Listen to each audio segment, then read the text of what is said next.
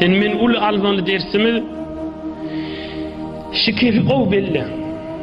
Ertirinde, ine ertir şembe. Bula bir belli bir zat. Bir neçe adamlar var yerin yüzünde, milyon hain sallar var ertiye kalacak gelir. Bu elbette bellice zat. Ertiye kalmaya bir neçe adamlar gidecek. Münglerçe adamlar. Aham şu sözü eşitleyen, şu mübarek kıssanı eşitleyen, şunu fikrinde olsun.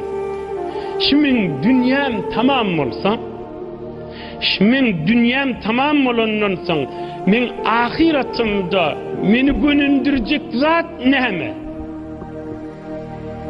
Şu dünyam tamam olanla, men ahiretimde bana yarag olacak, bana kömekçi olacak, bana yoldaş olacak zat neme?